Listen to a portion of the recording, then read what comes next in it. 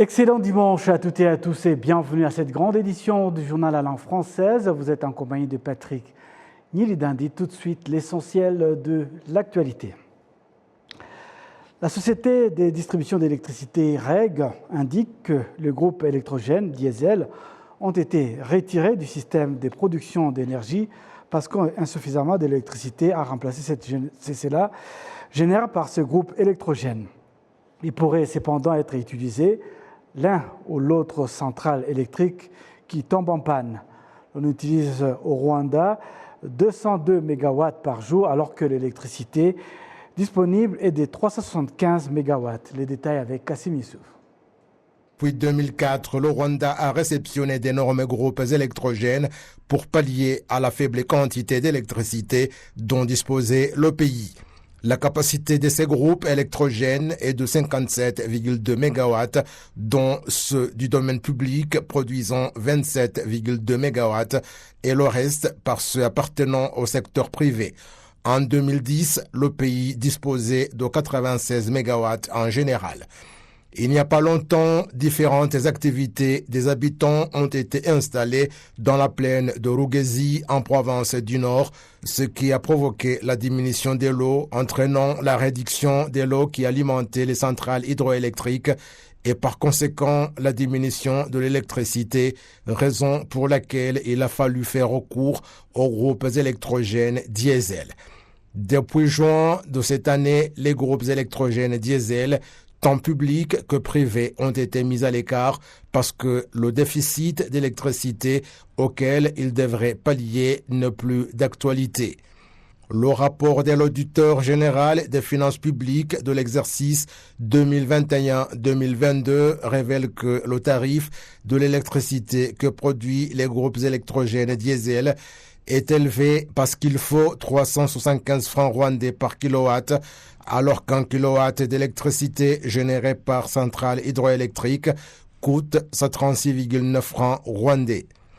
Le prix de l'électricité que génèrent chaque année les groupes électrogènes diesel est en moyenne de 38 milliards de francs rwandais, alors que l'utilisation de l'électricité produite par des centrales hydroélectriques exige 14 milliards de francs rwandais et 17,9 milliards pour l'électricité produite à partir du gaz méthane, soit un écart d'environ 20 milliards de francs rwandais.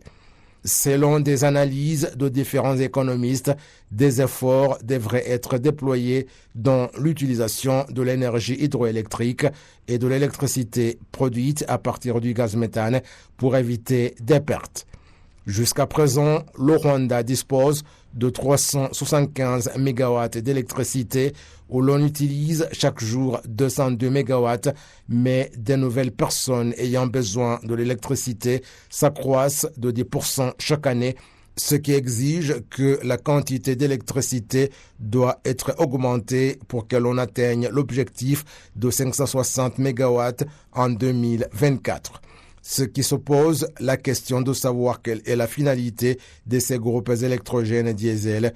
Les organes concernés disent qu'ils ont déjà une réponse.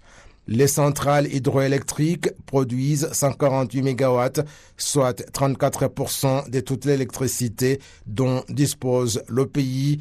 Celle produite à partir du gaz méthane est de 79 MW, soit 18,5%.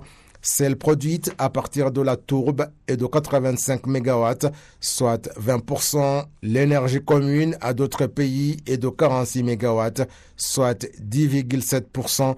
Et l'énergie solaire est de 12 MW, soit 2,8%.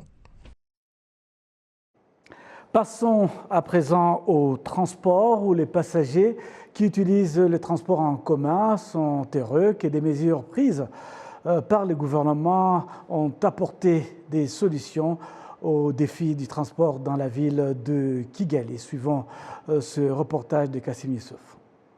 Les heures de pointe dans la ville de Kigali sont le matin lorsque les gens vont au travail et le soir lorsqu'ils rentrent chez eux. C'est à ce moment-là qu'on observe des longues files d'attente au niveau des gares routières et à différents arrêts bus. Cependant, la situation commence à changer. Cette situation résulte de l'augmentation des véhicules de transport en commun sur différentes lignes. La société de transport Jali a notamment mis en circulation dans la ville de Kigali la semaine dernière 20 véhicules d'une capacité de 70 passagers chacun qui s'ajoutent à 208 autres et qu'elle attend une nouvelle livraison. Il y a en outre des véhicules qui étaient au garage et qui maintenant sont en train d'être réparés pour qu'ils soient mis en circulation pour le transport de personnes. C'est le cas de la société KBS qui en a réparé 12 et qui sont maintenant en circulation, s'ajoutant à plus de 60 autres qui étaient en service. Les propriétaires des véhicules de transport à 8 passagers disent qu'ils travaillent sans problème. Le président de l'association des conducteurs de véhicules de transport en commun au Rwanda, ATPR, indique que les mesures qui ont été prises pour trouver des solutions aux problèmes de transport sont en train de donner de bons résultats. Des agents des différentes institutions, dont le ministère des Infrastructures, la ville de Kigali, l'agence rwandaise de régulation des services d'utilité publique, RURA, suivent de près l'évolution de la situation au niveau des gares routières et à différents arrêts bus. Et puis au cours de la semaine qui s'achève, la France, à travers son ambassade au Rwanda, a renforcé son soutien au pays avec le lancement du Fonds d'appui à l'entrepreneuriat culturel, une action qui s'inscrit dans le cadre des réalisations concrètes visant le renforcement des relations entre la France et le Rwanda, tel que décidé par le président Paul Kagame et Emmanuel Macron, c'était en 2021. Dans l'entretien que je vous invite à suivre dans quelques instants, que j'ai pu réaliser ce week-end, Madame Adriana Domagala, conseillère de coopération et d'action culturelle et directrice de l'Institut français du Rwanda, est revenue sur les grandes lignes de ce programme culturel de la France au Rwanda. C'est dans quelques instants.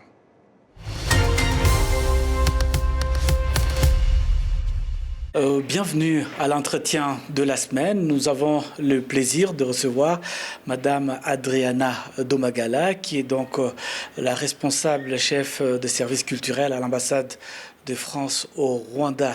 Bonjour et bienvenue à l'entretien de la semaine. Bonjour Patrick.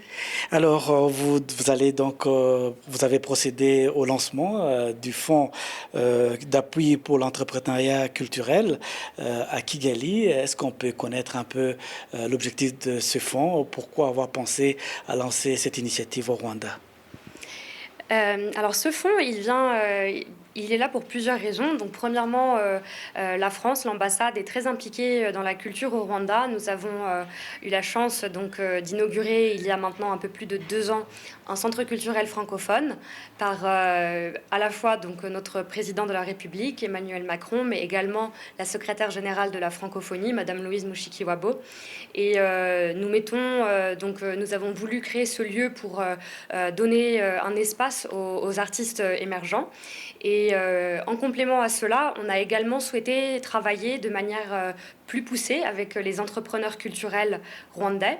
Et donc c'est pour cela qu'on a lancé ce fonds. Ce fonds va appuyer 5 jeunes entrepreneurs culturels dans divers secteurs, et il servira également par ailleurs à réaliser une étude de marché sur les industries culturelles et créatives qui sont en pleine expansion au Rwanda, aussi bien au Rwanda que sur le reste du continent africain. Est-ce qu'on peut connaître un peu dans quel domaine précisément ces 5 candidats à ces fonds vont pouvoir montrer leur talent? Oui, absolument. Alors, il y a tout d'abord la mode, il y a également les arts de la scène, donc le théâtre, la danse, les arts visuels aussi, avec un jeune entrepreneur culturel soutenu à Musanze, et non pas à Kigali, et également 2 autres entrepreneurs dans le domaine du cinéma et des séries télé. Et comme j'ai cru comprendre, ce programme s'inscrit dans le cadre de l'engagement de la France en faveur de la création contemporaine africaine qui s'est matérialisée donc dans la tenue de ce forum de création Africa qui a été organisé, je crois, au début de ce mois à Paris.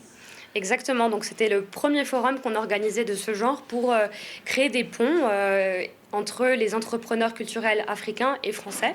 Donc on a eu la chance d'avoir plus d'1 millier au total de créateurs à ce forum qui a été inauguré par le président de la République.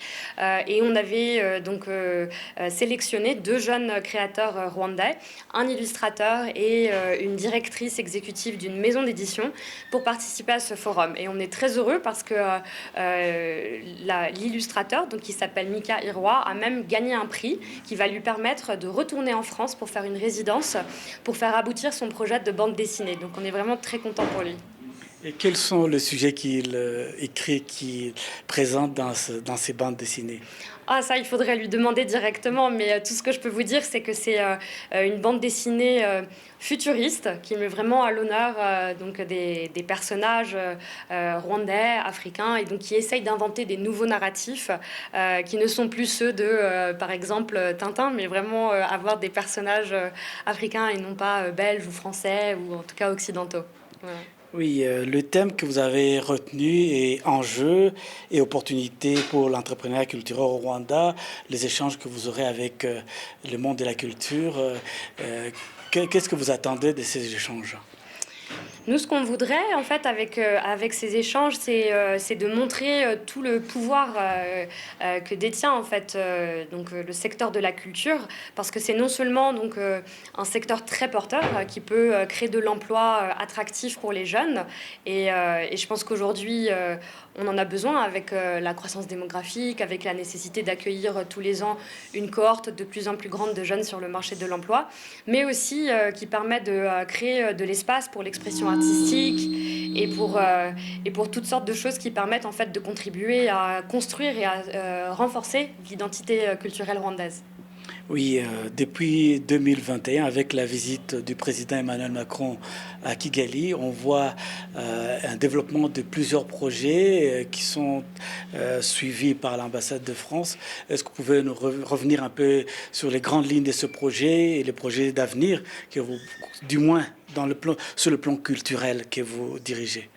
Alors sur le plan culturel, on a, je disais tout à l'heure, évidemment en premier lieu le Centre culturel francophone qui accueille non seulement des cours de français, des tests de langue, des concerts par exemple ou des performances de danse, mais où on a également l'occasion d'accueillir d'autres partenaires. Par exemple, récemment, il y avait la Journée internationale de la jeune fille et donc on a accueilli plusieurs organisations de la société civile rwandaise pour une soirée très festive. Et donc on essaye aussi d'être là et puis de montrer que c'est un espace collaboratif où on peut accueillir aussi d'autres structures que toujours l'ambassade de France. Donc on avait par exemple cette semaine un spectacle d'humour qui était organisé par la coopération Wallonie-Bruxelles et qui a eu aussi également beaucoup de succès. Donc ça c'est pour le centre culturel. Ensuite, nous, ce qu'on essaye de faire à l'ambassade de France, on a un service de coopération, c'est de lancer des projets dans des domaines où on voit qu'il y a un intérêt exprimé soit par les autorités rwandaises, soit par la société civile, soit également par les universités. Et donc, c'est tout ce qu'on essaye de mettre en place et de construire petit à petit. Je citerai un programme qu'on a lancé sur les enjeux mémoriaux, avec notamment Ibuka, l'Université du Rwanda, Aegis Trust, Never Again. On a également lancé cette année un fonds pour la société civile féministe et qui cette année permet à 7 organisations rwandaises de mettre en œuvre des projets qui ont donc pour objectif de réduire les violences de genre ou de promouvoir les droits des femmes. Donc voilà, c'est quelques exemples de projets sur lesquels nous sommes très investis à l'ambassade. Merci beaucoup à vous, Madame Adriana Domagala. Je rappelle aux téléspectateurs que vous êtes la chef de mission culturelle à l'ambassade de France au Rwanda. Merci d'avoir répondu à notre invitation et à répondre à notre question. Merci beaucoup, Patrick. À très bientôt, j'espère.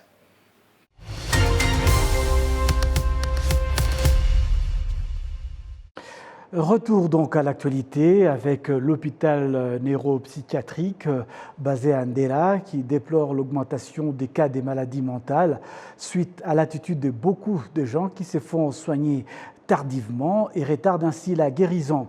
Il estime qu'environ 95% des personnes aux troubles au niveau mental ne se font pas soigner, suivant ce reportage de Winnie Murunziz. Il n'est pas rare de trouver à l'hôpital neuropsychiatrique Carias Ndela des malades qui sont sur place depuis des décennies. Ces derniers se sont retrouvés à l'hôpital et une fois rétablis ne savent pas beaucoup sur leur origine ou leur lieu de provenance. Sur place, on les appelle des inconnus puisqu'il n'a pas été possible de les identifier. Certains d'entre eux ont été amenés par la police nationale, par exemple, ou par d'autres personnes de bonne volonté, et une fois qu'ils retrouvent l'état normal, ne parviennent pas à reconnaître leur provenance. La direction de l'hôpital indique avoir entrepris une opération de réintégration, espérant que la coopération avec des organes étatiques, notamment le ministère de l'administration locale, permettra de trouver une issue définitive à ce problème. Le problème, nous avons 90 ou 90 patients qui ont été traités et qui sont guéris, qui sont à l'hôpital. Vous savez qu'il y a beaucoup de patients que nous soignons ici sont souvent amenés par la police, parfois, qui les a pris soit à cause d'une agitation dans la rue pour ne pas perturber l'ordre public, et la police l'amène et puis on le soigne. Le problème, quand il est bien stabilisé, parfois nous avons des difficultés pour les réinsérer. Il y a une activité ici sociale qui est souvent menée, des enquêtes sociales. On va travailler avec les autorités locales pour essayer de voir s'il peut être réintégré, mais parfois toutes ces démarches n'aboutissent pas à la réintégration. On ne trouve pas la famille, parce que parmi eux, il y a des personnes qui ont quitté la Tanzanie, par exemple, à pied, et puis se retrouvent ici. Et il y a d'autres qui ont quitté l'Ouganda, il y a d'autres qui sont d'ici, mais on ne retrouve pas leur famille. Actuellement, ils sont 90 au niveau de l'hôpital. Et ils augmentent ainsi le nombre de patients dans l'hôpital. Et donc, pendant que nous devrions accueillir à leur place d'autres nouveaux patients pour les soigner, ce surnombre fait que parfois on ne peut pas accueillir certains autres patients. Donc il serait intéressant qu'ils puissent être réintégrés dans la société, et des démarches ont commencé à être entreprises, entre la direction générale de notre hôpital, le ministère de la Santé ainsi que le local government, le ministère du gouvernement local. Et donc pour essayer de résoudre ce problème, il y a des promesses que ce problème sera résolu. Mais déjà, au niveau de l'hôpital, ce qui est appréciable, c'est que l'hôpital a une vision de construire une belle place, un très grand centre qui a pu accueillir une quarantaine de patients qui n'avaient pas là où vivre, qui n'avaient pas de famille, mais qui ont un lit là-bas, qui ont de quoi manger, qui ont des médicaments régulièrement et qui sont donc pris en charge. Et donc, à la longue, on envisage même aussi de travailler avec des personnes qui ont des difficultés pour gérer leurs malades à la maison, mais qui ont les moyens, mais au lieu de les rejeter, d'obtenir une place dans un lieu comme celui-là qui a été créé. Comme ça, ils participent, ils donnent une contribution et on peut les garder leurs malades pendant un temps pour qu'ils soient bien stabilisés. Donc actuellement, ils sont une quarantaine qui sont là. Il y a un projet d'agrandir parce que le besoin est là. Le besoin est très grand d'agrandir ce centre qui a été créé. Les organisations œuvrant pour l'assistance des malades mentaux estiment tout de même qu'il faut intensifier des campagnes de sensibilisation pour mettre fin à certaines attitudes négatives qui consistent à marginaliser les malades mentaux, ce qui, selon eux, retarde leur rétablissement et l'intégration sociale des malades. Winnie Nkurunziza pour la télévision rwandaise. C'est donc sur cet élément que nous allons boucler complètement cette grande édition du journal en langue française. Au nom de toute l'équipe qui m'a accompagné tout au long de cette édition, je vous souhaite de passer un excellent dimanche en notre compagnie.